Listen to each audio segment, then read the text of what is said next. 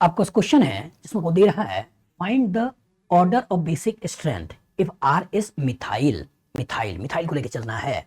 एक quaternary ammonium salt है, एक टर्सरी अमीन है, एक आपका सेकेंडरी अमीन है और एक प्राइमरी अमीन है। और इसी को दे रखा है पहला पे तीसरा पे चौथा पे दूसरा, चौथा पे तीसरा पे पहला पे दूसरा, दूसरा चौथा तीसरा पहला और दूसरा चौथा पहला तीसरा। एनालाइज करो। Order of basic strength, order basic strength और आर की वैल्यू क्या लेके चलना है? मिथाइल। मतलब इसकी बात कर रहा है कि ये CH3 है, ये N है, यहाँ CH3 है, यहाँ CH3 है, यहाँ CH3 है, ये आपका प्लस है और ये आपका OH माइनस है। इसकी बात कर रहा है।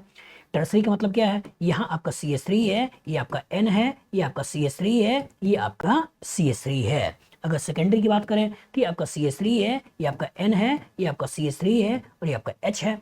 और जब प्राइमरी की बात करें तो ये आपका CH3 है और ये आपका NH2 है। इनकी बात हो रही है। सोचिए, बेसिक कैरेक्टर क्या है? कि बेसिक कैरेक्टर ये है कि अपने पैसे को किसी को डोनेट करना है। तो यहाँ पे 3 देखो, ये 3 न्यूट्रल है, लेकिन इसको देखो तो ये आपका कैसा है? चार्ज है, OH माइनस।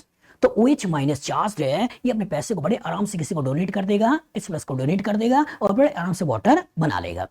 तो जब कभी हाइड्रोक्साइड की तुलना अमीन से करते हैं तो हाइड्रोक्साइड का बेसिक कैरेक्टर ज्यादा होता है, अमीन का बेसिक कैरेक्टर कम होता है। तो दैट मीन्स पहले का बेसिक कैरेक्टर ज्यादा हो गया, इसमें तो कोई दिक्कत नहीं है। तो पहला ज्यादा है, यहाँ चौथा है, यहाँ दूसरा है, यहाँ दूसरा है, तो यही हमारा क्या है? आंसर है। लेकिन थोड़ा इसमें भी कॉन्सेप्ट बनाओ, इसमें भी कॉन्सेप्ट बनाओ। तो ये आपका टर्सरी है, ये आपका सेकेंडरी है, ये आपका प्राइमरी है। सोचिए, कुछ भी मेंशन नहीं है, मीडियम मेंशन नहीं है, और जो मीडियम मेंशन नहीं है तो इसका तो मान के चलना है एक्वस फेज में बात हो रही है। और जो एक्वस फेज में बात हो रही है तो ये आपका टर्सरी अमीन है, ये आपका सेकेंडरी अमीन है और ये आपका प्राइमरी अमीन है। कौन सा होता है? तो जब मिथाइल को लेकर स्पेसिफिक लेकर चल रहे हो तो हमने आपको बताया होगा पहले सेकेंडरी, फिर उसका प्राइमरी, फिर उसके बाद टर्सरी।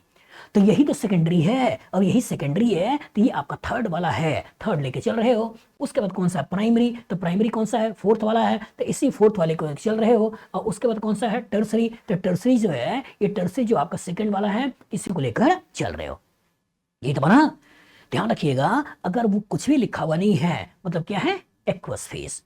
लेकिन अगर स्पेसिफिक लिख देता गैसियस फेज, स्पेसिफिक अगर लिख देता गैसियस फेज, गैसियस फेज, तो गैसियस फेज में क्या होता है? गैसियस फेज में सबसे पहले होता है टर्सरी, फिर होता है सेकेंडरी, फिर होता है प्राइमरी। यहां कोई एबनॉर्मलिटी नहीं है। प्रॉब्लम पानी के साथ है।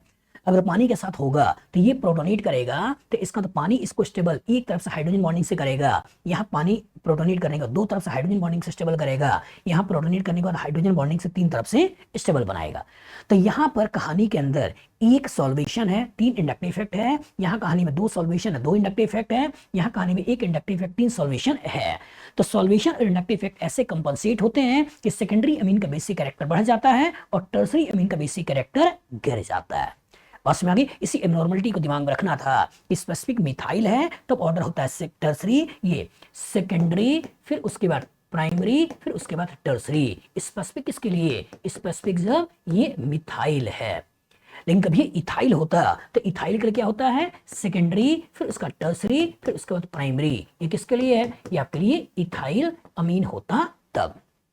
ये डाटा प्रॉपर तरीके से याद रखिएगा, इसको लेकर कंपटीशन में क्वेश्चन पूछे जाते हैं। बताओ फ्यूचर में इस तरह का क्वेश्चन आएगा, लगा लोगे? गुड।